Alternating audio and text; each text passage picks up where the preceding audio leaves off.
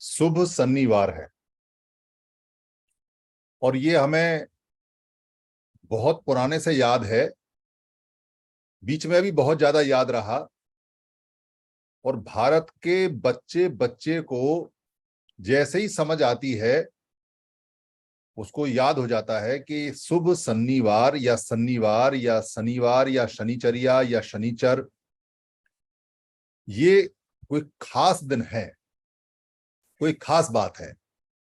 बस फर्क इतना पड़ गया है कि पहले जहां ये शुभ होता था वहां ये 400-500 साल से अशुभ हो गया। और शुभ से अशुभ होने की कहानी बहुत इंटरेस्टिंग और बहुत मजेदार है। इस कहानी को अपने बच्चों को, अपने पड़ोसी को, अपने रिश्तेदारों को चटकारे ले लेके सुनाते रहना चाहिए। जैसे हमारी जातक कथाएं होती थी। जातक मतलब जिनको उत्पन्न किया है, जिनको पैदा किया है, वैसी कहानियां पुरानी कहानी होती थी जो बनाई जाती थी, जिसमें मिर्च मसाला डाला जाता था ताकि बच्चों को वो चटपटी लगे और बच्चे उसको सुन के और वहां से जो उसका एसेंस है, जो उसका सार है, जो उसकी मॉरलिटी है, जो उसका सदाचार है, जो उसकी अच्छी बात है, उसको ग्रहण करें।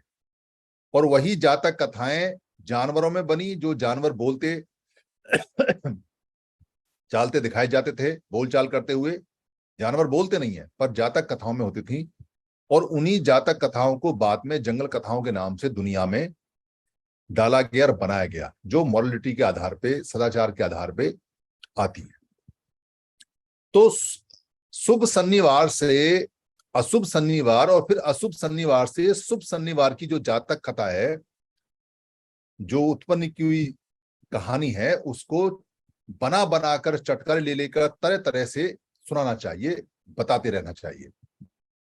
क्योंकि शनिवार खत्म नहीं होने वाला है। या तो वो शुभ रहेगा या वो अशुभ रहेगा, पर शनिवार हर एक आदमी, हर एक बच्चे के मन मस्तिष्क में ऐसे ही छपा रहेगा जैसे राग द्वेष उसका पीछा करते हैं, तो छोड़ेगा नहीं। इसलिए उसको समझ लेना चाहिए। अगर समझ लेंगे तो बेहतर है, अशुभ से शुभ हो जाएगा। और समझेंगे नहीं तो पूरी जिंदगी अशुभ मानकर उसको गाली ही देते रहेंगे। और अपने प्यारे शनिवार को, शनिवार को आप अशुभ या बहुत बेकार समझकर जीवन यापन करेंगे। सन्निकट सन्निकट बैठना, जैसे कोई जो प्रेमी होता है अपनी प्रेमिका को कहता है कि मेरे सन्निकट बैठ, मेरे पास आके बैठ। या अपने किसी दोस्त को कहता है, सहपाठी को कहता है कि मेरे सन्निकट आ जा। या माँ अपने बच्चे को कहती है अपने बच्चे से कि मेरे सन्निकट आ जा। सन्निकट आ जा मतलब सन्निकट आ जा, यानी कि पास का आने का कृत कर, पास आ जा, सन्नी माने। और यो सन्नी सिन्नो वर बोधि मुले, ये जो मेरे यहाँ पोर्टल पे भगवान बुद्ध का जो फोटो लगा हुआ है, बुद्ध का जो फोटो लगा हुआ है, उनके लिए कहते हैं कि ये जो सन्नी सिन्नो यानी कि बर बोधि मुले, बोधि वृक्ष के नीचे। बोधि वृक्ष तो नाम बाद में पड़ा क्योंकि ये कहानी बाद में बनाई है कि बुद्ध के साथ जो घटना घटी है, जब वो बैठे सिद्धार्थ गौतम थे, जब उठे तो बुद्ध हो गए। कहानी बाद में बनी। तो कहानीकारों ने बनाया कि ये जो बोधि वृक्ष के नीचे, अब उस पीपल के पेड़ का नाम बोधि वृक्ष हो गया क्योंकि वहां बोधि प्राप्त हो गई, तो बोधि वृक्ष हो गया। तो बोधि वृक्ष के नीचे सन्निकट बैठे हुए हैं, यानी नीचे और उसके पास बैठे हुए हैं। ये सिद्धार्थ गौतम के लिए, बुद्ध के लिए आता है। तो सन्निपात बाहुल का जिक्र मिलता है। और सन्निपात बाहुल का जिक्र मिलता है, बहुल माने बहुत ज्यादा, और सन्निपात माने सन्निकट बैठने का काम, सन्निकट बैठने की सभा। पात, पाती, पात्र बोलते हैं जो एक पूरी पूरी लिस्ट होती है, एक एरी होती है, जिसको पाती भी बोलते हैं, चिट्ठी भी बोलते हैं, पात्र भी बोलते हैं। तो सन्निपात यानी कि लाइनों में बैठने का, एक साथ बैठने का, निकट निकट बैठने का काम। ये शनिवार या सैटरडे, सैटरडे जो शब्द है ये बाद में बने हैं, यानी हम दिन का नाम जो रखे हैं वहां से रख के आया है, सन्निकट बैठने वाले दिन को। तो दिन बना लिया, 7वें दिन बैठेंगे या छठे दिन बैठेंगे या 5वें दिन बैठेंगे, ये 7 दिन तो बाद में बने हैं। तो बैठने का दिन बन गया, तय हो गया कि भाई बैठेंगे, तो परमानेंट लगातार बैठने का दिन हो गया। क्या करते थे बैठ के क्यों बैठते थे? जो जानवर हैं उनके बैठने का कोई दिन नहीं होता, वो हमेशा झुंड में रहते हैं, साथ रहते हैं, संग में रहते हैं, जितने भी जानवर हैं। पर चूंकि जब सभ्यता का विकास हुआ, या ये कह सकते हैं कि मनुष्य के जो ब्रेन है, जो मस्तिष्क है, उसका विकास हुआ और मन का विकास हुआ। मन और मस्तिष्क अलग अलग चीजें होते हैं। जब इसका विकास हुआ तो इस विकास में बहुत सारे काम उन्होंने सीखे और काम करने लगे जो जानवरों से हटके थे। जानवरों के तो 4 काम होते हैं, खाना, सोना, बच्चे पैदा करना और अपनी जान बचाना। ये 4 काम होते हैं। पर इन 4 कामों के अलावा जो काम करता है वो हम हैं, यानी कि जानवरों के सबसे टॉप लेवल पे बैठे हुए, जिनको हम अपने आप को मन का इस कहते हैं, मनुष्य, मनस्य बोलते हैं। यानी मनस से मनुष्य बना हुआ है, मन का, यानी मन के मालिक है। हमारा मन भी है। जानवरों का ज्यादा मन नहीं होता, होता है बहुत कम होता है, पर हमारा मन बहुत बड़ा है। पूरे कायनात में, पूरी दुनिया में जो सबसे अधिक मन का मालिक है, जिसका मन सबसे ज्यादा डेवलप्ड है, वो हम हैं। इसलिए मनस्य बोलते हैं, मनुष्य बोलते हैं। पाली का शब्द है, मनस्य से मनुष्य बना हुआ है। सब पाली मिलेगा आपको, पुराने जितने बुद्ध से पहले के या बुद्ध के समय के शब्द हैं वही हमारे हैं। कल्चर ही हमारी है, समण कल्चर है या मनुष्य है या मानवता है या देवता है या दाता है, सब हमारे हैं। तो वहां जो डेवलपमेंट हुई, और उस डेवलपमेंट में जब हमने काम करना शुरू किया और काम करने शुरू किए, तो काम जब नए नए करते हैं तो नई नई मुसीबतें भी आती हैं, नई नई समस्याएं भी आती हैं, नई नई प्रॉब्लम्स भी आती हैं। तो उन समस्याओं को, उन प्रॉब्लम्स को सॉल्व करने के लिए संघ की आवश्यकता पड़ती थी। क्योंकि एक व्यक्ति सोचेगा तो अपने हिसाब से सोचेगा, अपने नफा नुकसान के हिसाब से सोचेगा, अपने एक मन से, एक मस्तिष्क से सोचेगा।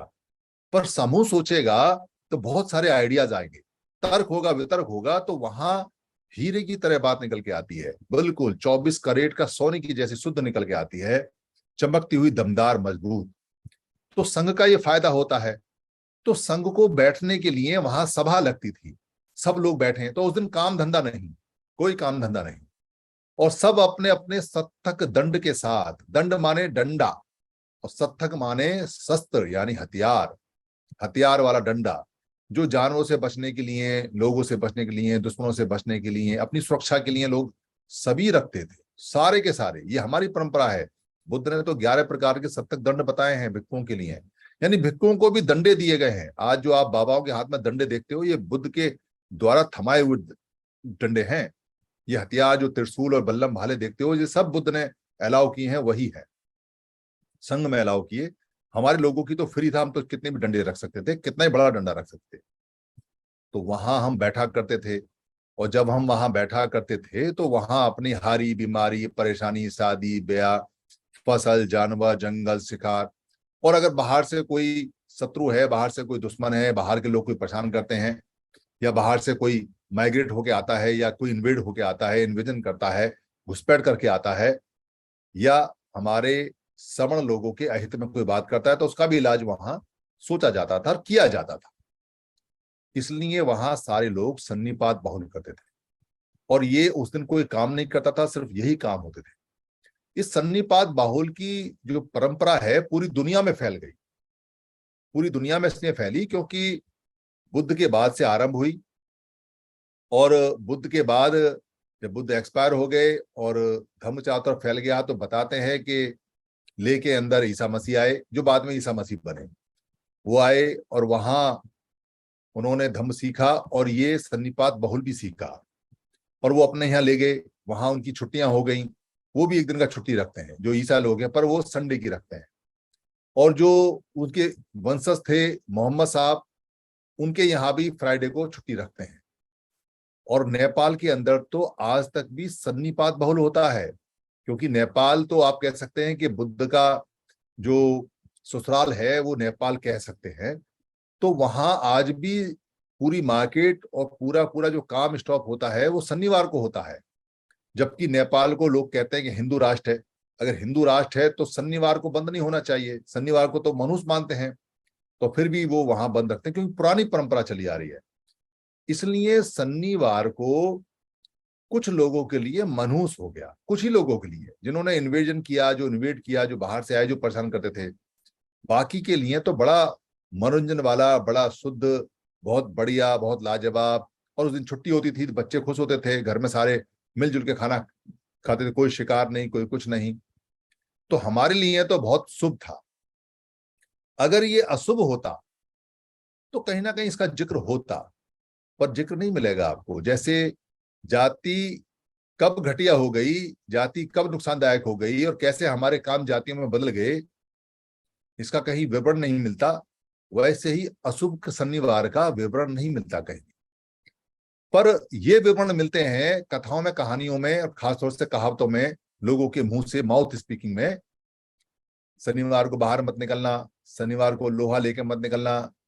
शनिवार को लोग दान भी देते थे, इसलिए शनिवार कुछ लोग दान लेने आज भी आते हैं। शनिवार के जो लोग हैं वो काले होते थे, और समर तो सारे काले होते थे। काले से मतलब सांवले, सोने जैसे रंग के, सवर्ण लोग, जो गेहूं जैसे लोग, कनक जैसे लोग, जो पके हुए धान जैसे लोग, ये जो लोग होते थे सारे के सारे सवर्ण होते थे। सवर्ण माने अच्छे वर्ण के, अच्छे रंग के। तो वो सारे लोग काले होते थे, इसलिए प्रतीक चिन्ह भी काले ही है।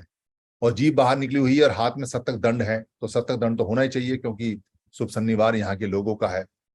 इसीलिए जब संस्कारित किया गया तो शुभ से अशुभ कर दिया और सन्नी का शनिवार कर दिया। शय शब्द तो हमारे यहाँ होता नहीं, कहीं नहीं मिलेगा आपको शय शब्द, तो शनिवार कर दिया। फिर इसको सन्नीचर्या कर दिया।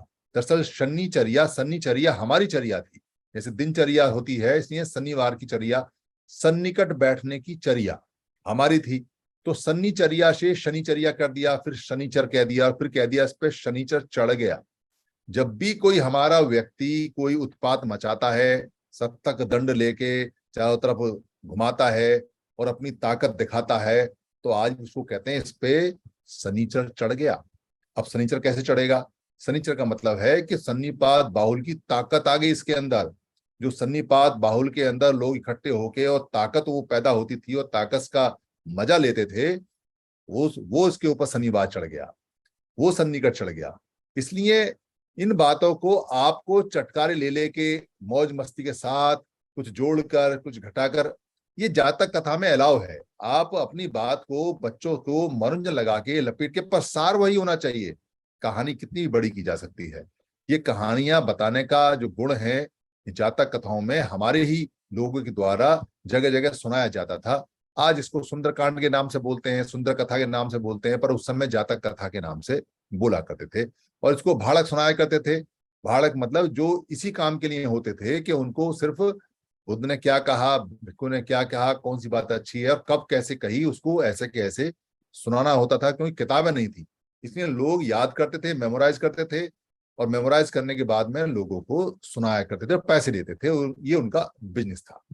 तो आज शुभ शनिवार है, और शुभ शनिवार पर हमको हर हालत में अपने घर में शुभ शनिवार की, सन्निपात बाहुल की, सन्नीचर्या की, शनिवार की, जो शब्द आपको अच्छा लगता हो उसकी कथा जरूर सुनानी चाहिए। और सुबह सुबह जरूर कथा सुनानी चाहिए, क्योंकि सुबह सुबह कथा अगर सुनाएंगे तो आपका शनिवार अशुभ से शुभ बहुत जल्दी हो जाएगा।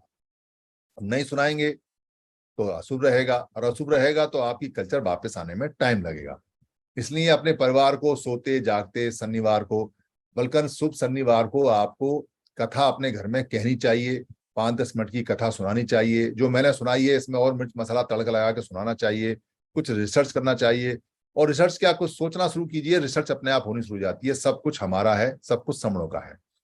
तो सन्निपात बाहुल आज है और आज हम जुड़ रहे हैं, और आज हमारा जो एनआरआई डे भी होता है, क्योंकि सन्निपात बाहुल जिस दिन है उस दिन एनआरआई भी डे होता है। कोई अगर एनआरआई जुड़े होंगे तो वो भी बात अपनी बाद में रखेंगे। जो एंकर हैं वो याद रखें कि सन्निपात बाहुल के दिन एनआरआई डे भी हमारा होता है।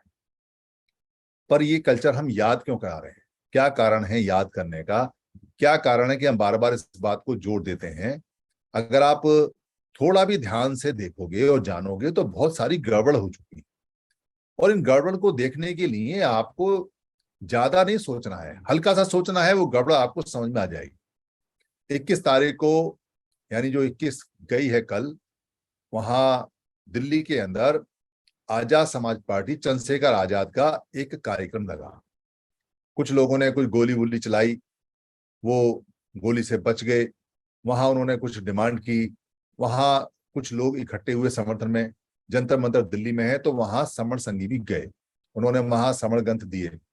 क्यों गए? क्योंकि वहां जो दिखाई देता है और जो होता है वो इतना ज्यादा नुकसानदायक है कि उसको बताना जरूरी है, खासतौर से युवाओं को बताना जरूरी है। हम किसी के विरोधी नहीं है, ना किसी राजनीतिक पार्टी के जो समणों की है उसके विरोधी हैं, ना कोई सामाजिक जो संगठन है समणों का उसके विरोधी हैं। पर हम आंख बंद कर कर समर्थक भी नहीं है, यानी अंधभक्त भी नहीं है, अंध समर्थक भी नहीं है। हम तर्क पे जाते हैं, तर्क पे बात करते हैं, और तर्क पे जो बात खरी होती है उस तर्क पे कुतर्क करने के लिए, वितर्क करने के लिए, सतर्क करने के लिए, डिबेट करने के लिए 24 घंटे ये पोर्टल तैयार है। जो चाहे आके हमसे तर्क वितर्क कर सकता है। इसलिए जो बातें मैं यहाँ बताऊंगा, उनको आजाद समाज पार्टी या चंद्रशेखर आजाद या उनका कोई सहयोगी ये ना सोचे और ये ना समझे कि हम यहाँ किसी के विरोधी हैं या उनके विरोधी। पर चूंकि लड़के सारे समण हैं, खुद चंद्रशेखर आजाद समण है, पार्टी समणों की है, और समणों की ताकत है, समणों पे गोली चली है, और वहां बहुत सारे लोग आए हैं, लगभग 3,500-4,000 लड़के वहां, और भी तरह के लोग आए थे। तो ये बताना बहुत जरूरी है कि युवा कहाँ जा रहे हैं समणों के, और युवा क्यों जा रहे हैं, क्या कारण है कि युवाओं की शक्ति बेकार हो रही है। ये चिंता का विषय है। इसलिए ये बात जो मैं बताने जा रहा हूं, सब लोग ध्यान से सुने और युवाओं से बातचीत भी करें। वहां जो युवा आए, किसी ने ये सवाल नहीं किया, किसी ने ये नहीं पूछा कि भाई आप लोग यहाँ क्यों आए, जंतर मंतर पे इकट्ठे क्यों हुए। कुछ साइकिल से आए, कुछ पैदल आए, कुछ रेलवे में आए, कुछ बस से आए, कुछ को बस उपलब्ध कराई गई, कुछ कार से आए। हमने बहुत सारे लोगों से हमें बात की, हमने पूछा कि आप क्यों आए। एक ने हमसे कहा कि जी चंद्रशेखर आजाद हमारा हीरो है, और फिर उसने जय भीम कहा। हमने कहा भाई आप डॉक्टर अम्बेडकर को मानते हैं? उसने कहा मानते हैं। तो डॉक्टर अम्बेडकर ने तो हीरोशिप के लिए मना किया है, और आप कहते हैं चंद्रशेखर आजाद हमारा हीरो। कहने लगे जी एक हीरो तो होना चाहिए, और बिना हीरो के तो काम चलेगा नहीं, एक नेता तो होना चाहिए। तो हमने कहा भाई संविधान को जानते हो आप? तो उन्होंने कहा हाँ जी जानते हैं। तो संविधान में कहाँ लिखा हुआ है कि कोई नेता होना चाहिए? संविधान में लिखा हुआ है क्या किसी व्यक्ति का नाम नेता होना चाहिए? आप जय भीम बोलते हो, डॉक्टर अम्बेडकर की जय करते हो। फिर मैंने उनसे कहा कि ये जो मेला लगा हुआ है, इस मेले में आप क्या लेने आए हो? तो उन्होंने कहा जी ये मेला नहीं है, यहाँ लोग आए हैं। तो मैंने कहा भाई मेला ही है। और उनके एक स्पीकर ने, जो विनय रतन थे, उन्होंने कहा भी कि भाई लोग यहाँ आते हैं और आने के बाद भूल जाते हैं, भूल ही जाएंगे क्योंकि मेला है। मैंने उनको बताया कि मेला कैसे है।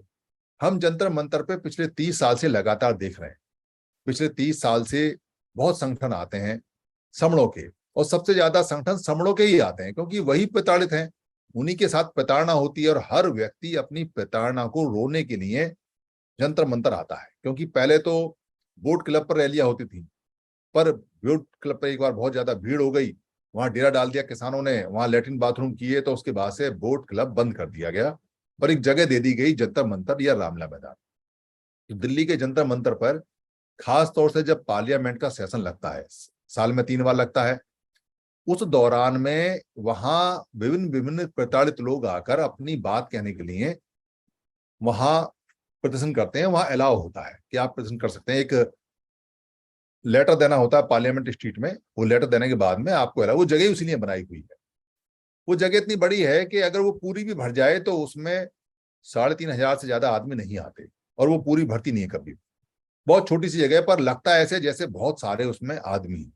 अगर 200 300 400 आदमी भी आपके हैं तो वो भी ले लगता है जैसे कई हजार हैं, और वहां कोई व्यवस्था नहीं होती है। तो वहां मेला लगता है। दरअसल मेला इसलिए लगता है क्योंकि वहां जितने भी लोग आते हैं, जितने भी जाते हैं, उनकी कोई मांग कभी मांगी नहीं गई। जंतर मंतर का ये हिस्ट्री रहा है कि वहां लोग आते हैं, चिल्लाते हैं और सालों सालों पड़े रहते हैं, वो मांगते रहते हैं, पर उनकी कोई मांग वहां आज तक भी मानी नहीं जाती। वो एक ज्ञापन लेती है वहां की दिल्ली पुलिस, और ज्ञापन लेकर, जो आपने मेमोरेंडम लिखा है या ज्ञापन लिखा है, वो लेकर 2 लोगों को बैठाकर जीप में लेके जाती है, और जीप में ले जाती है वो नॉर्थ ब्लॉक तक। नॉर्थ ब्लॉक में होम मिनिस्ट्री है, वहां लिए जाके वो जीप में खड़े कर देते हैं, पुलिस वाले साइड खड़े हो जाते हैं। वहां जिन लोगों को वो दो तीनों को लेके जाते हैं ज्ञापन लेके, वो एक दूसरे का मुंह देखते हैं। मोस्टली एक आदमी जाता है या दो से ज्यादा अलाउ नहीं करते, वो मुंह देखते हैं। वो पुलिस वाले से पूछते हैं जी क्या करना है, तो पुलिस वाले कहते हैं जी अंदर जाओ और इसको आप ज्ञापन को दे आओ। तो उसको समझ नहीं आता कहाँ जाए। एक पतला सा गेट है, पुराना अंग्रेजों के जमाने का पत्थर का बना हुआ वो सचिवालय है। वहां वो जाता, पूछता पाछता, उन सबको पता है, वहां रूटीन वर्क है उनका। वो कहते जी आगे चले जाओ, आगे से सीधे हाथ पे चले जाओ। वहां सीधे हाथ पे जाओगे तो वहां पे एक सरकारी कर्मचारी बैठा होता है, वो रिसीव करता है। वो कहता है हाँ जी बताओ कैसे आए। उन्होंने कहा जी वो ज्ञापन देने आए हैं। वो रैली चल रही है आपकी, वो रैली है, वो ताकत अलग है, पर वहां जो ज्ञापन देना है वो ज्ञापन दोगे, एक ठप्पा लगाएगा वो आपको, एक कॉपी आपको दे देगा, और उसके बाद में आपको जीप वाले बैठा के ले जाएंगे। और वहां जाके अनाउंस होता है जी हमने ज्ञापन दे दिया, अपनी मांगों का डिमांड लेटर दे दिया, बस बात खत्म हो गई। और वो वहां डिमांड लेटर, इतने सारे डिमांड लेटर, आज तक किसी की डिमांड पूरी नहीं हुई, कोई जिक्र भी नहीं होता उन पे। हमने बाद में पता किया क्या होता, कहते जी कुछ होता ही नहीं इन पे, बाद में बस धरना हो गया, प्रदर्शन हो गया, आपका मीडिया आ गया, काम खत्म हो गया। ये वहां धरना प्रदर्शन रहता है। तो मेला है, पर यहाँ स्थिति और ज्यादा खराब थी। खराब इसलिए थी क्योंकि युवा जितने आए थे, मैंने कई युवाओं से बात की कि भाई क्यों आए, उनको यही नहीं पता कि वो क्यों आए हैं, क्या कारण है। युवा अलग अलग टोली बनाकर अलग अलग नारे लगा रहे थे, वो सारे इकट्ठे नहीं थे। उनको संचालित करने वाला, उनको एक अनुशासित करने वाला कोई व्यक्ति वहां था ही नहीं, और वो किसी की सुन भी नहीं रहे थे। सब अपने अपने बिल्ले लगाकर, अपना अपना झंडा लगाकर वहां जगह जगह जगह जगह सोशल मीडिया जो हमारा लोकल है, मेन मीडिया नहीं आया, क्योंकि मेन मीडिया की इसलिए नहीं आया क्योंकि डिमांड जो थी वो दूसरी थी इस बार, तो मेन मेन मीडिया ने बायकॉट कर दिया। तो लोकल लोग अलग अलग लगा रहे थे, कोई किसी का भाषण सुनने को तैयार नहीं था, सब लोग अलग अलग थे। वहां जो युवाओं से हमने बात की, उनसे हमने पूछा कि आप यहाँ आए क्यों, तो किसी के पास कोई खास जवाब नहीं था। बस यही कहते थे कि हमारा जो सरदार है, हमारा जो चंद्रशेखर भाई है, जो ये है, यानी एक व्यक्ति की बात करते थे, पर उनको ये नहीं पता था कि क्या आगे होने वाला है और क्या नहीं। तो हमने उनसे पूछा कि भाई आप यहाँ इतने सारे इकट्ठे हुए, इससे कुछ फायदा होने वाला है। उन्होंने कहा जी हाँ फायदा होने वाला है। तो हमने पूछा भी क्या फायदा होगा, वो बता नहीं पाए। हमने कहा इससे बड़ा बड़ा मेला तो पहले साहब काशीराम जी ने, और उनके बाद जो उनके सक्सेसर आए हैं, जो उनके सक्सेसर पार्टी चलाते हैं, जिनको वो सक्सेसर बना के गए, जो बीएसपी के लीडर हैं, इससे बड़ा बड़ा मेला लगा लेते हैं। 5-5 लाख आदमियों की, 7-7 लाख आदमियों की, 10-10 लाख आदमियों की रैली लखनऊ में रीलम पहले इकट्ठी हुई है, इतनी इतनी रैली है, उनसे क्या अधिकार मिले? कह रहा जी नहीं मिले। जब उनसे अधिकार नहीं मिले तो तुम लोग कैसे सोचते हो भाई कि तुमको कुछ मिलेगा, और किसको मिलेगा और क्यों मिलेगा? उनको समझ में नहीं आया क्या जवाब दें। उन्होंने कहा जी राजनीतिक पार्टी से हमें सब कुछ मिलने वाला है। मैंने उनसे पूछा कि भाई राजनीतिक पार्टी से कैसे मिलने वाला है, हमको समझाओ, हम तो बेवकूफ लोग हैं, हमें समझ में नहीं आती। क्या आपसे पहले जो राजनीतिक पार्टी थी, क्या आपको लगता है कि वो कहीं कामयाब नहीं थी? क्या वो गवर्नमेंट में नहीं आई? क्या उसके एमपी एमएलए नहीं आए? आपका तो एमपी एमएलए अभी शुरुआत भी नहीं है, जो एस्टेब्लिश पार्टी है, क्या आप मानते हो कि उसने आपको अधिकार दिलाए हैं? तो उन्होंने कहा जी नहीं दिला पाए वो अधिकार। अरे जब एस्टेब्लिश पार्टी इतनी बड़ी है, आपको अधिकार नहीं दिला पाई, आप जुम्मा जुम्मा 4 दिन के लोग हो, लड़के हो और बेरोजगार हो सारे के सारे, काम तो कुछ है नहीं आपके पास में, कोई काम तो मिला नहीं, और आप पढ़े लिखे भी ज्यादा नहीं हो, तो आप कैसे कहते हो कि आपको सारे अधिकार मिले? ये बात हमने उनसे कही, जो जो लड़के हमसे मिले, कुछ लड़कों ने बात मानी, कुछ ने सुनी, कुछ को समझ में आया कि ठीक कह रहे हैं। तो उन्होंने कहा जी एक नेता तो मानना पड़ेगा। मैं भाई नेता आपने मानना पड़ेगा, आप यहाँ क्यों आए हो? उन्होंने कहा जी हमारे नेता पे गोली चली, हम उसके समर्थन में आए। तो मैंने कहा ये बहुत अच्छी बात है कि आपका नेता बच गया, और उससे भी अच्छी बात होती कि आपके नेता पे हमला नहीं होता। पर नेता पे अगर हमला हुआ है और वो नेता नहीं बचता, आप क्या करते? वो मेरे मुंह को देखने लगे, मैं उनके मुंह को देखने लगा, क्योंकि ये सवाल तो सोचा नहीं होगा उन्होंने कि गोली अगर थोड़ी सी भी इधर उधर खिसक जाती और नेता को नुकसान पहुंचा देती, नेता पैरालाइज हो जाता, या नेता कोई आघात हो जाता या घात हो जाता, तो तुम क्या करते सारे सारे? तुम तो एक नेता के पीछे हो। वो मेरी शकल देखने लगे, जवाब तो उनका कुछ बनता नहीं, जवाब उनको समझ में आता नहीं। तो वहां हमने कई लोगों से कहा कि भाई आखिर आपने एक लड़के को नेता माना और जो पुराने एस्टेब्लिश लोग हैं नेता नहीं माना, इसका क्या कारण है? तो उन्होंने कहा जी कि पुराने लोगों पे हमारा यकीन नहीं है और इस नेता पे हमारा यकीन है क्योंकि ये हमारे जैसा है। मैंने कहा, बड़ी अच्छी बात है, पर पुराने लोगों पे यकीन क्यों नहीं है? तो कह रहे जी वो बूढ़े हो गए। यानी कि जनरेशन गैप का भी एक मैटर वहां दिखाई दिया कि उनको जनरेशन गैप में अपने जनरेशन का जो व्यक्ति है वो नेतागिरी के लिए चाहिए, पर उनको ये समझ नहीं है कि व्यक्ति को आगे बढ़ाने से या नेता पैदा करने से अधिकार नहीं मिलते। ये जानकारी कोई देने को तैयार नहीं है, ये जानकारी कोई बताने को तैयार नहीं है। और नेता तो अपनी कमजोरी या अपनी बात क्यों बताएगा? मैंने उनसे पूछा कि इतना बड़ा जो तामझाम लगा हुआ है, ये जो यहाँ टेंट लगा हुआ है, कुर्सी आई हुई है, कुछ खाना पीना भी होगा, कुछ बसें भी आई होंगी, बसों का खर्चा भी आया होगा, बसें किराए की आई होंगी। एक बस 15 से लेके 20,000 रुपये 25,000 रुपये में आती है, दूर से आती है तो और महंगी आती है। कुछ रेल से भी आए होंगे, कुछ सामूहिक भी आए होंगे, कुछ ये जो सारा इंतजाम है इसका खर्चा कैसे करते हो? तो वो कोई जवाब नहीं दे पाए। मैंने कहा भाई आप लोगों ने खर्चा दिया क्या? कई लोगों से पूछा, उन्होंने कहा हमने खर्चा नहीं दिया। तो भाई जो खर्चा देता है उनको पूछो। आपने साहब काशीराम जी का फोटो वहां लगा रखा है। साहब काशीराम जी कहते हैं कि जिसका पैसा होगा उसका इशारा भी आता है, तो जिसका सहारा है उसका इशारा भी है, ये उन्होंने बताया हुआ है। तो क्या काशीराम जी की बात को नहीं मानते क्या आप लोग? क्या आप अपने कार्यक्रमों में ये बताते हो कि ये जो पैसे खर्च होते हैं, ये जो गाड़ियां चलती हैं, ये जो बसें आती हैं, ये जो सारा काम झंडे और बिल्ले बैनर का आता है, ये महंगा काम है आज के समय में, तो ये पैसा कहाँ से आता है? वो मेरी मुंह को देखें, मैं उनके मुंह को देखूं, क्योंकि गैप इतना ज्यादा है कि कोई किसी से बात करने को तैयार नहीं है। कुछ लोग नाराज हुए। मैंने उनसे पूछा भाई आप क्यों नाराज हुए? उन्होंने कहा जी हम इतनी मेहनत कर रहे हैं और आप ऐसी बातें कर रहे हैं। तो मैंने कहा भाई आप लीडर हो क्या, नेता हो? कह रहे हाँ जी हम अपने जिले के नेता हैं। तो मैंने कहा भाई नेताओं का तो नाराज होना स्वाभाविक है, क्योंकि नेताओं के गुणों को हम जानते हैं क्या कारण है। मैंने उनसे पूछा कि जो बस आप लेके आए हो अपने पैसे से लाए हो? उन्होंने कहा जी नहीं, हमने चंदा इकट्ठा किया, चंदा इकट्ठा करके बस लाए। तो चंदा किन से इकट्ठा किया? जिनसे चंदा इकट्ठा किया वो आए? कह रहा जी वो आए नहीं, और लोग आए। तो मैंने उनसे पूछा कि भाई जिनके चंदे इकट्ठे किए हैं, कल को उनका कोई काम पड़ेगा तो पहले किसका करोगे? जो बैठ के आए उनका करोगे या जिन्होंने चंदा दिया उनका करोगे? वो मेरे मुंह को देखे, मैं उसके मुंह को देखूं, क्या जवाब देगा? जाहिर सी बात है, जिसका सहारा होगा उसका इशारा होता है, पहले उसकी बात मानी जाती है। तो सोशल मूवमेंट कहाँ काम करती है? फिर तो कॉर्पोरेट मूवमेंट हो गई। जिसका पैसा लिया है, जिसके पैसे से बस आई है, उसको उसको दिक्कत होगी। कुछ लोगों ने कहा जी हम अपनी कार से आए, कुछ लोगों ने कहा जी हम अपनी बस से आए, अलग अलग तरह के लोग आए।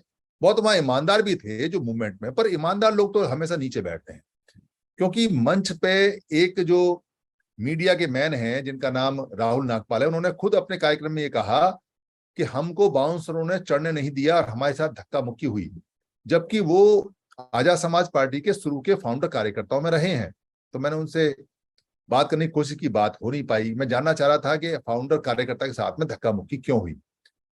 पर एक कारण यहां देखिए कि जितने भी 70 सालों में इस तरह की रैलियां होती हैं या मंच लगती है, किसी की भी लगे, श्रमण समाज की खासतौर से, उनके अंदर हर व्यक्ति मंच पे चढ़ने के लिए मरा जाता है। हर व्यक्ति को अपना चेहरा दिखाना है। वहां 2-2 4-4 मिनट के भाषण के लिए गिड़गिड़ाते हैं लोग। वो 2-2 4-4 मिनट के भाषण में भाई बड़ी क्रांति करने की सोच रखते हैं। उनको लगता है कि बस आज अगर 5 मिनट का भाषण मुझे मिल गया तो मैं क्रांतिकारी कुछ काम करने वाला हूं, आज क्रांति हो जाएगी। और ऐसी मंच, ऐसी स्टेज, ऐसी भीड़ जंतर मंतर पर रोज होती है, रोज। और समणों की होती है अधिकतर, वमनों की नहीं होती। वमनों को कोई आवश्यकता नहीं है, क्योंकि वो तो संघ में है। उनका तो संघ बहुत जबरदस्त है। उनको, जिनके संघ होते हैं उनको धरने प्रदर्शन की जरूरत नहीं होती है। लोग उनके अगेंस्ट में धरने प्रदर्शन करते हैं। यानी जिनके संघ होते हैं उनके खिलाफ लोग धरने प्रदर्शन करके उनसे डिमांड करते हैं, और जिनके संघ नहीं होते वो वहां रोज धूप में जाके डिमांड करते हैं, और रोज धूप में जाके वहां पर लगातार लगातार अपने कार्यक्रम लगाते हैं, एक के बाद एक के बाद एक के बाद एक।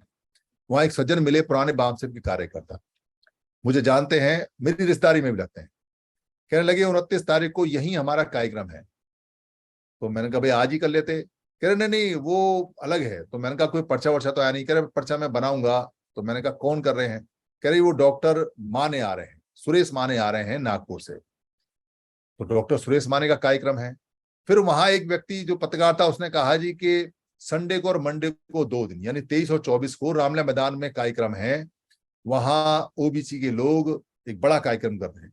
तो मैंने कहा भाई यहीं कर लेते, सारे मिलके एक साथ आ जाते हैं। तो तुम्हारी सब, तुम इकट्ठा होना चाहते हो, तुम सारे इस मंच पे आए, उसके बाद कल को फिर तुम दूसरी मंच पे सब जाओगे, फिर तुम तीसरी मंच पे जाओगे। पर पागल कौन है? हम पागल हैं या तुम पागल हो? ये हमें तो यही समझ में नहीं आता कि जब तुम सारे एक बात करते हो, जब सारे समण हो, तो अलग अलग क्यों लोगों को बुलाते हो, क्यों वहां लोगों को समझाते हो, और किसका समर्थन करते हो? मैंने मीडिया वाले से कहा, मैं तुम कैसे मीडिया वाले हो? कम से कम एक बार तो कहो इस बात के लिए कि जब कार्यक्रम ही लगाने थे तो सब एक साथ ही लगा देते, तो पैसा बचता, पब्लिक सब इकट्ठी हो जाती, उसका असर होता, सारी दिल्ली में समर समर दिखाई देते। पर सुनता कोई नहीं है। क्यों नहीं सुनते? इसका जो सबसे बड़ा कारण है, वो कारण ये है कि जितने भी लोग मूवमेंट कर रहे हैं, उनके दिमाग में एक बात पूरी तरह से नेल की हुई है। नेल का मतलब है, नेल बोलते हैं कील को, यानी कि जैसे तस्वीर को कील से ठोक के परमानेंट कर देते हैं, वैसे ही उनके दिमाग में एक कील गड़ी हुई है और एक बात परमानेंट छपी हुई है। उनको लगता है कि नेता उद्धार करेगा, उनको लगता है कि कोई नेता आएगा, कोई व्यक्ति, कोई नेता होगा, उसका नाम चमकेगा और वो उद्धार करेगा। उनको लगता है कि एक नेता बहुत जरूरी है अपने उद्धार के लिए। ये क्यों होता है, ऐसा क्यों नहीं होता है, इसको थोड़ा सा समझ। तो यहाँ जो कील गड़ी हुई है दिमाग के अंदर, उसको देखिए क्या है। एक परिवार के अंदर जो परिवार का मुखिया होता है, वो गुजर जाता है।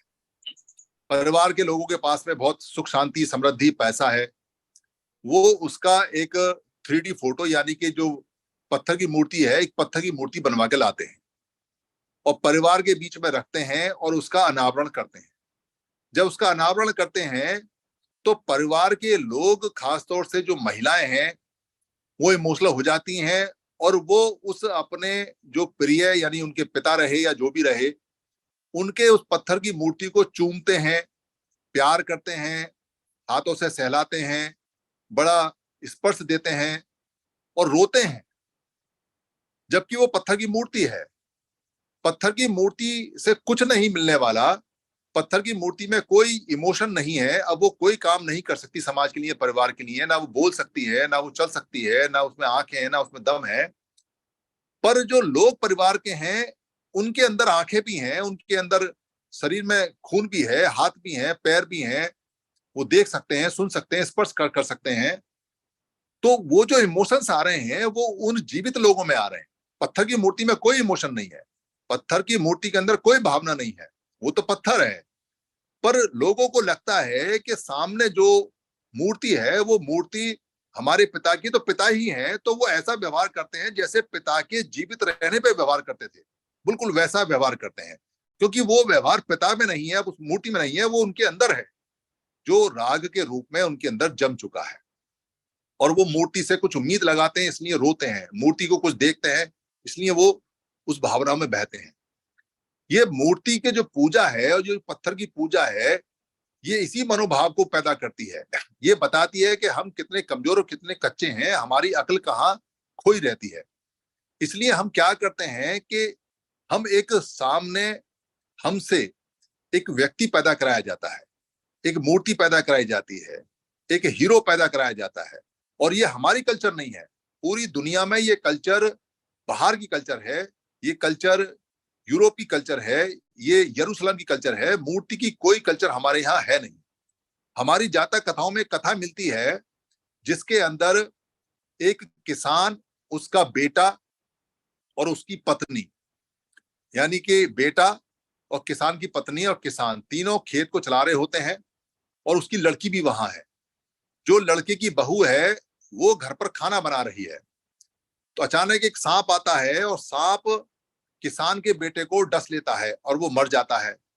पर किसान उस बेटे को उस पेड़ में लिटाकर जो इलाज कर सकता करता है, जब देखता है ये नहीं बचेगा, मर गया, तो अपना हल चलाता है और अपनी लड़की से जाके कहता है कि जाके कहना कि एक आदमी का खाना कम बनाए, आज आज एक आदमी का खाना कम चाहिए। और वो जो उसकी लड़की की बहू है, वो खाना बना के लाती है, एक आदमी कम, उसका पति मर जाता है। वो खेत चलाते हैं और खाना खाते हैं। मतलब उनको ये पता है कि मृत्यु आना जाना है, इससे इतना ज्यादा लगाव नहीं रखना है। ये हमारी कथाओं में है, जातक कथाओं में। कितनी आज के समय अगर आप सोचोगे तो लोग कहेंगे कैसी कथा है, लड़का मर गया, बहू भी खाना बना के लाई है, ना रोना है, ना पीटना है, ना कहीं कोई 13वीं है, ना 14वीं है, ना 15वीं है, ना तीजा है, ना कहीं विलाप है, ना कुछ है। खेत में भी काम चल रहा है, घर में खाना भी आया, खाना भी खा रहे हैं, और उसके बाद में उसको कहीं कोई दिक्कत नहीं है।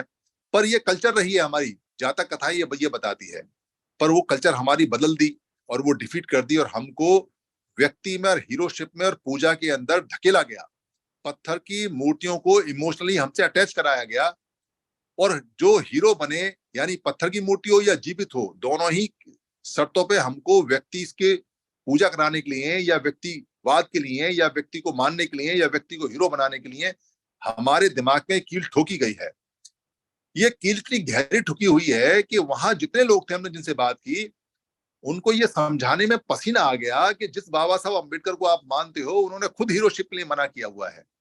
जिन बाबा साहब अम्बेडकर को मानते हो, उनके संविधान में कहीं हीरोशिप नहीं है।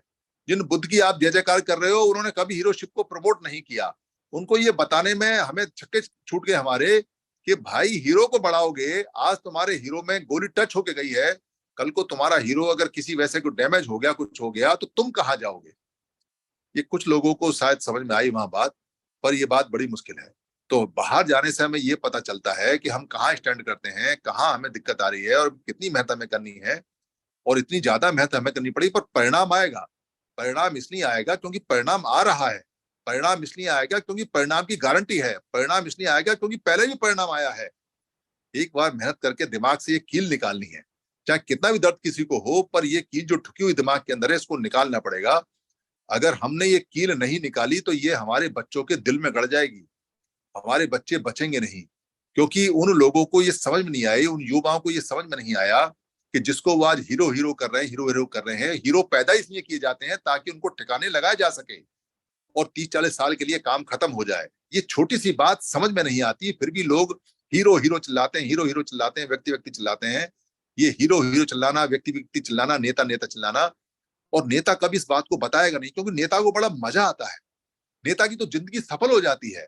एक भूखा नंगा आदमी जिसके पास में ना रोटी हो, ना पानी हो, ना कुछ हो, एक आदमी जो बहुत ज्यादा सोचेगा तो आईएएस बनने की सोचेगा, बहुत ज्यादा सोचेगा तो एक अफसर बनने की सोचेगा, बहुत ज्यादा सोचेगा तो एक एमपी एमएलए बनने की सोचेगा, और उसको हजारों लाखों लोग नेता नेता करके कहें और उसको पैसा भी दें और उसको संसाधन भी दें और सब कुछ दें। किसी को क्या ऐतराज है? अगर किसी व्यक्ति को इतना आ रहा है, मजा आ रहा है, तो नेता कभी नहीं कहेगा कि तुम नेता को मानना बंद कर दो, चाहे वो सामाजिक नेता हो, वामन मेश्राम जैसे, या वो राजनीतिक नेता हो, जो चंद्रशेखर जैसे, या मायावती जैसे, या कोई धार्मिक नेता हो, जो ये भिक्खू जो मठ बना के बैठे हो वैसे, चाहे कोई किसी भी तरह का जो अन्य प्रकार का नेता हो, क्योंकि नेता सब एक से ही होते हैं। सबके पीछे पब्लिक होती है, सब उनकी अनुभूति करते हैं, सब उनको हीरोशिप बनाते हैं, सब उनको व्यक्तिवाद में लेके जाते हैं, और यही व्यक्तिवाद हमारी कब्र खोदता है। आज हम कब्र में 70 साल में जिंदे लेट गए। अगर हमने अभी भी आंखें नहीं खोली तो हमारे बच्चे हमारे साथ लेटने वाले हैं। माई का लाल नहीं दुनिया में जो कोई बचा सके, क्योंकि जो नेता के पीछे भागते हैं उनका रास्ता कब्र में जाके खत्म होता है, और जो नेता को छोड़ देते हैं, नेता को लाख लात मार देते हैं, उनका रास्ता संविधान से होता हुआ आपको स्वाभिमान तक और आपको सब कुछ दिलाने का जाता है। डॉक्टर अंबेडकर को देख लें या बुद्ध को देख लें, अगर वो हम देखें तो हम जानेंगे कि उन्होंने अगर हीरोशिप की होती, व्यक्तिवाद किया होता, तो वो बिक गए होते या ठिकाने लगा दिए गए होते और मूवमेंट खत्म हो जाती। पर उन्होंने व्यक्तिवाद को छोड़ दिया, और उन्होंने जो सार्वजनिकवाद है, जो उन्होंने संघवाद है, जो सांघिकवाद है, वो चुना। इसलिए आज हम यहाँ बैठे हुए हैं। उसी पॉलिसी पे हमें आगे बढ़ना है, और बार बार अपने बच्चों को, अपने लड़कों को ये समझाना है कि बाबा साहब की पॉलिसी ये है, बुद्ध की पॉलिसी ये है, और हमारी पॉलिसी ये है। जो हमारी का मतलब है कि समणों की पुरानी पॉलिसी यही है, और वो सारी पॉलिसी हमें हर हालत में अडॉप्ट करनी है। समय बड़ा कम है, इसलिए सबको लगना है, और इसके लिए हम नागपुर में और बात करेंगे। नागपुर में लगभग 200 की संख्या पूरी हो गई है। फिर भी किसी का मन अगर करता हो तो नागपुर में 13, 14, 15, 12, 13, 14, 15, 4 दिन का रहेगा। वहां पहुंचे। हमारी बहुत सारी संगतियां लग रही हैं। एक अखबार हमारा चल रहा है, उस अखबार की मेंबरशिप ले लें, क्योंकि अखबार चलना बहुत जरूरी है। और जितने भी हमारे समण ग्रंथ हैं उनको लें और उनको बांटें, उनको लें और उनको बांटें। समण ग्रंथ देने से ये फायदा होता है कि हमको हर बार ज्यादा नहीं बोलना पड़ता, क्योंकि बोलने की भी एक लिमिट होती है। कोई व्यक्ति कहाँ तक बोलेगा, गला दुख जाता है, गला सूख जाता है। एक बार में 1 घंटे बोल के 2 आदमियों को अगर बात करोगे, पर समणग्रंथ अगर दे दोगे तो वो रात में देर रात में पढ़ लेगा, उसका फायदा होता है। तो प्रचार प्रसार के माध्यम है। अगर हम प्रचार प्रसार के माध्यमों को आगे नहीं बढ़ाएंगे और समणग्रंथ नहीं बांटेंगे, अखबार में अपनी खबरें नहीं देंगे, या हम संगीतियां नहीं लगाएंगे या बातचीत नहीं करेंगे, तो ये संघ वाला सिद्धांत फैलेगा नहीं। ये ध्यान रखना। बुद्ध जैसे व्यक्ति को बोधि प्राप्त थी, पर 45 साल एड़ियां रगड़ी हैं, नंगे पैर घूमे हैं, 45 साल तक उन्होंने दर दर की ठोकरें खाई हैं, तब जाके आप आज हम यहाँ बैठे हुए हैं। डॉक्टर अंबेडकर की पूरी जिंदगी चली गई, तब जाके संघ की रूपरेखा उन्होंने संविधान में रखी है। लोग कहते हैं कि संविधान बचाएंगे, संविधान बचाएंगे। अरे संविधान तो एक झटके में बच जाएगा, आपको सिर्फ इकट्ठा ही तो होना है। पर आप संविधान में बचा क्या रहे हो, हमें तो ये समझ में नहीं आती। अगर आप इकट्ठे हो जाते हो तो संविधान बच जाता है, ना केवल बच जाता है, बढ़ जाता है, मजबूत हो जाता है। और आप इकट्ठे नहीं होते हो तो कुछ भी कर लेना, संविधान नहीं बचता। ये छोटी छोटी बातें हैं जो सिखानी है और जो बतानी है, और ये मंत्र बताना है कि जुड़ेंगे तो जीतेंगे। जो जो जुड़े हैं वो जीते हैं, जहां जहां जुड़े हैं वहां वहां जीते हैं, जितने जितने जुड़े हैं उतने उतने जीते हैं, जब जब जुड़े हैं तब तब जीते हैं, जैसे जैसे जुड़े हैं वैसे वैसे जुड़े जीते हैं। और पूरी दुनिया का उदाहरण है कि जो नहीं जुड़े हैं उनकी नस्लें खत्म हो गई, और वो खत्म हो गए। चाहे वो जानवर हो, चाहे वो मनुष्य हो, चाहे वो देश हो, चाहे वो मोहल्ले हो, वो खत्म हो जाते हैं जो नहीं जुड़ते हैं। इसलिए जुड़ता है और जीतना है, जिद्द जुड़ने की, जुड़ेंगे जीतेंगे। मेरे इस वक्तव्य से अगर किसी को दुख हुआ हो, जो नाम मैंने लिए हैं, अगर उनको कहीं कोई दुख हुआ हो, तो मैं उनसे और संघ से माफी मांगता हूं। संघं नमामि, संघं नमामि, संघं नमामि। संघ मुझे माफ करे, संघ मुझे माफ करे, संघ मुझे माफ करे।